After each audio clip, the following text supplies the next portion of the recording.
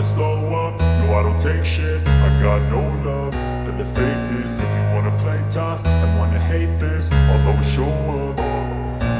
I don't ever slow up, no I don't take shit. I got no love for the fakeness. If you wanna play tough and wanna hate this, I'll always show up and make a statement. I don't ever slow up, no I don't take shit. I got no love for the fakeness. If you wanna play tough and wanna hate this, I'll always show up and make a statement. Everything I do so instinctive and so passionate. Every word I move so descriptive like an adjective. I got a vendetta against people who patented আসসালামু আলাইকুম hello and welcome to my channel smile with Surabhi. সবার সুস্থতা কামনায় শুরু করছি আমার নতুন আজকের ব্লগ। আমার আজকের ব্লগটা শুরু করেছি আমার খুবই পছন্দের একটা দৃশ্য দিয়ে। আচ্ছা, আমার মতো শাড়ি পরে সাইকেল চালাতে কে কে পারেন একটু হাত তুলবেন তো। এটা কিন্তু আমার খুবই পছন্দের একটা কাজ ছিল। তখন আমি নিউজ প্রেজেন্টার ছিলাম। একদিন নিউজ শেষে যখন বাসায় আসলাম, হঠাৎ মনে হলো যে সাইকেল তো অনেক চালিয়েছি, শাড়ি পরে কি সাইকেল চালাতে পারবো? এই পারবো কি পারবো না এই কনফিউশনে যখন থাকি, তখন আমাকে ঠিক পেছন থেকে বিশাল পরিমাণে উৎসাহ যোগায় সিজদার বাবা।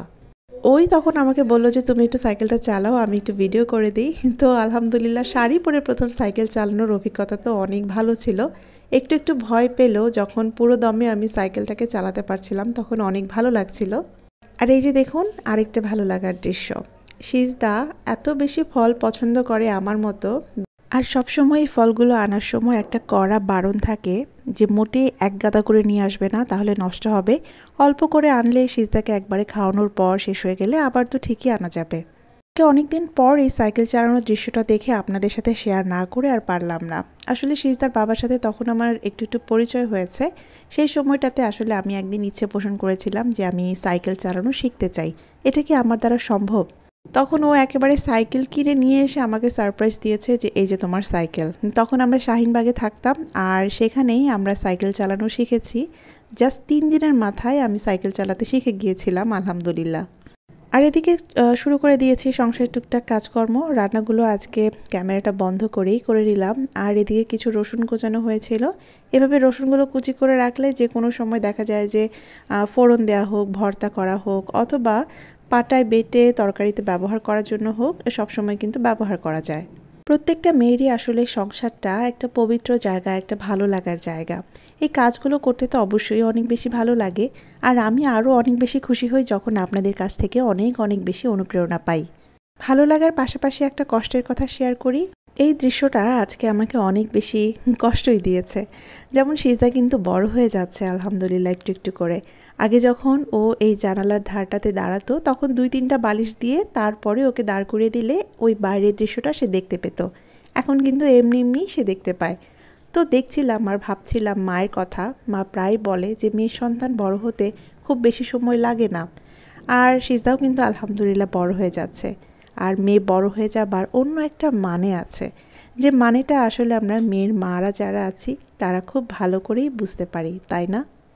সারাদিনে আরও অনেক কাজ করেছি, তো সেগুলোকে বাদ দিয়ে আমি সরাসরি চলে এসেছি সন্ধ্যের নাস্তায়। ফারিয়া আপুর মতো ফাঁকিবাজি নাস্তাটা আজকে আমি করে নিচ্ছি। এটা কিন্তু একসময় যখন চিপসগুলো পাওয়া যেত তখন আরও অনেক টেস্টি ছিল, কিন্তু কালের পরিক্রমায় টেস্টটা এখন আর একদমই আগের মতো নেই। তবে এটাকে মুখরোচক করার কিন্তু একটা উপায় আছে, সেটা বলে দিচ্ছি এইগুলো ভাজার পর। আমার এই কাজ নিয়ে, আমার এই চ্যানেল নিয়ে আরেকটা ভালো লাগা শেয়ার করি। অনেক বেশি ভালো লাগে আপনাদের কমেন্ট পেতে। যারা আমার রেগুলার ব্লগগুলো দেখেন তারা তো আমাকে চেনে নিন, তবে আপনাদের পরিবারের মাঝেও যে আমি একরকম ভালোবাসা তৈরি করে নিতে পেরেছি, এইটা কিন্তু আমার কাছে অনেক বড় একটা পাওয়া। আগে চিপসগুলোতে একটু রাঁধুনি চটপটি মশলা আর একটু গোলমরিচ ছিটিয়ে নিই। এটাকে একটু মুখরোচক করতে করতে গল্প করে নিচ্ছি আরও কিছু মুখরোচক ব্যাপারের। যেমনটা বলছিলাম যে মারিয়াপুর কথা। মারিয়াপু কিন্তু প্রায় ভাইয়াকে নিয়ে আমার ভ্লগগুলো দেখেন, এবং আমি যে গ্রামে ভিডিও করেছিলাম এবং রিসেন্টলি আমার নিউজ প্রেজেন্টেশনের একটা ভ্লগ দিয়েছিলাম, সেটা কিন্তু আপনারা অনেক উপভোগ করেছেন এবং ভাইয়ার কাছে ভালো লেগেছে, এটা আমার কাছে জেনে খুব ভালো লেগেছে।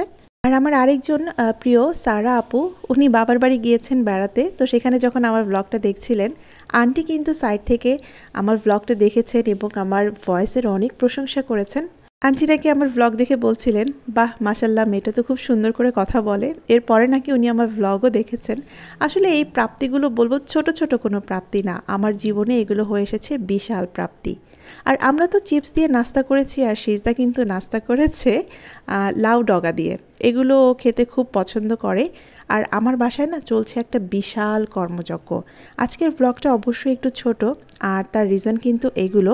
আমি একটা বিশেষ কাজে একটু ব্যস্ত আছি। দেখতেই পাচ্ছেন আমার ঘর দৌড়ের কী অবস্থা। শুধুমাত্র আমি না, পরিবারের সবাই মিলে এই কাজটা করছি, যেহেতু আমার একার পক্ষে সম্ভব না। এটা একটা স্কুলের ডিসপ্লেতে লাগবে এই ফ্লাওয়ারগুলো, তো সেটার দায়িত্ব পড়েছে আমার উপর। আর সেই স্কুলে কিন্তু আমার ভাতিজি পড়ে, তো ওর স্পোর্টস ডেতে ওর এই ফ্লাওয়ারগুলো লাগবে। বেশ অনেকগুলো ফ্লাওয়ার, বলা চলে যে 600 ফ্লাওয়ার আমাকে বানাতে হচ্ছে। সেটার জন্য আমি একটু বেশি ব্যস্ত, যার কারণে ভিডিওটা আজকে লম্বা করতে পারিনি। ভিডিওর এই পর্যায়ে আরেকটা ধন্যবাদ জ্ঞাপন করতে চাই, সেটা হচ্ছে life is creative Nipa channel থেকে আপু একবার বলেছিলেন যে আপু ভিডিও দেখছেন, এবং পাশ থেকে ভাইয়া বলছেন যে কার ভ্লগ দেখছো, ওই যে নিউজ প্রেজেন্টার আপুটা, ওনার ভ্লগ দেখছো। ভাইয়া কখনো আমার ভ্লগ দেখেছেন কিনা জানি না, তবে আমার এই কণ্ঠের মাধ্যমে আমি যে ভাইয়ার কাছেও একটা পরিচিতি লাভ করতে পেরেছি, সেটা সত্যিই আমার কাছে অনেক রকম একটা ভালো লাগার বিষয়। আর সবচেয়ে বেশি কমন যে প্রশ্নটা আমার ভ্লগে থাকে সেটা হচ্ছে, আপু আপনি এত সুন্দর করে কথা কিভাবে বলেন। এটার প্রপার উত্তর আসলে আমার কাছে জানা নেই। আমার কাছে তো মনে হয় আমি শুধুমাত্র বকবক করে যাই। তারপরও আমি বলবো যে আপনাদের আসলে দেখার সৌন্দর্য, গ্রহণ করার মন মানসিকতাটা অনেক বেশি সুন্দর, তাই হয়তো আপনাদের কাছে বেশি ভালো লাগে। আর দেখুন আমার সাথে সাথে কিন্তু সিজদাও লেগে পড়েছে। আসলে ছোট বাচ্চারা এমন করলে কি কাজ করা যায় বলুন তো, কিন্তু তারপরে তো বসে থাকার কোনো উপায় নেই, করতেই হবে। আর সন্ধ্যে থেকে আমার এবং নীরের প্রচণ্ড পরিমাণে কেক খাওয়ার একটা ক্রেভিং উঠেছিল। কি করব মানে বেরও হতে ইচ্ছে করছে না, কে বাহিরে আছে সেই মানুষটাকে খুঁজছিলাম। ইতোমধ্যে আমরা পেয়ে গিয়েছি সামিয়াকে ফোন দেওয়া মাত্রই সামিয়া চলে গিয়েছিল টেস্টি ট্রিটে। আমরা পছন্দ করে দিয়েছি আমাদের পছন্দের কেক বা পেস্ট্রি, যাই বলি না কেন। খাওয়ার পর সেই যে তৃপ্তি, আসলে ননদ ভাবির কীভাবে একসাথে এভাবে ক্রেভিং উঠলো কেক খাওয়ার, আমি মোটেই বলতে পারছি না। আর এদিকে সিজদার বাবা তার জন্য কিছুটা নাস্তা নিয়ে এসেছিল। তো বাংলাদেশি ব্লগার তৃপ্তি আপু কিন্তু জানিয়ে দিয়েছিল একটা সহজ উত্তর, কিভাবে আমি এত সুন্দর করে কথা বলি। আপু একবার কমেন্টে আমাকে জানিয়েছিলেন যে আপু আপনার কণ্ঠটা এত বেশি সুন্দর, সবাই হয়তো মনে করে যে এটা কোনো মাইক্রোফোনের কারসাজি। আসলে এটা কোনো মাইক্রোফোন দ্বারা সম্ভব না, এটা ঈশ্বর প্রদত্ত নিজস্ব একটা ভয়েস। দিদি তোমার কমেন্টটা পড়ে আমার কাছে অনেক বেশি ভালো লেগেছিল। আমার কাছে মনে হলো যেন এতদিনে আমি এই প্রশ্নের একটা যুগোপযোগী এবং সহজ সুন্দর একটা উত্তর খুঁজে পেয়েছি। দিদিভাইয়ের ব্লগগুলো কিন্তু আমার কাছে অনেক বেশি ভালো লাগে। আর সেদিন আরও অনেক বেশি ভালো লেগেছে যে দিদি পেমেন্ট পেয়েছে ইউটিউবের মাধ্যমে। আসলে জানি না আমরা কবে কতটায় সফলতা পাবো, তবে এটা খুব সত্যি কথা যে ইউটিউবে কিন্তু ইনকাম করা খুবই কঠিন একটা কাজ। আর এদিকে একটা পেস্ট্রিকে আমরা সবাই মিলে কাটছি। আসলে আমরা তো কোনো জন্মদিন পালন করি না, তাই আমাদের সেভাবে কোনো কেক কাটার উপলক্ষও আমরা পাই না, তবে একটা পেলে সবাই মিলে কেটে খাই। আর আজকে আমাদের মায়ের বাসায় কিন্তু ডিনারের দাওয়াত ছিল, আর ডিনারের মেনুতে ছিল নতুন আলু দিয়ে গরুর মাংস, পোলাও আর সেই সাথে সালাদ। পোলাও আর গরুর মাংসতে আমার পেট ভরলেও আপনাদের হয়তো আজকে ছোট্ট ভ্লগ দেখে অনেকের মন ভরবে না। তবে এটুকুই বলবো যে আমি আসলে একটা বিশেষ কাজে ব্যস্ত আছি। কি সেই বিশেষ কাজ ইনশাল্লাহ সামনের ভ্লগগুলোতে অবশ্যই আসবে, আমি জানিয়ে দিব। আর এরই মধ্য দিয়ে বিদায় নিচ্ছি আজকের মতো। সবাই অনেক বেশি ভালো থাকবেন, সুস্থ থাকবেন, শুভকামনা সকলের জন্য।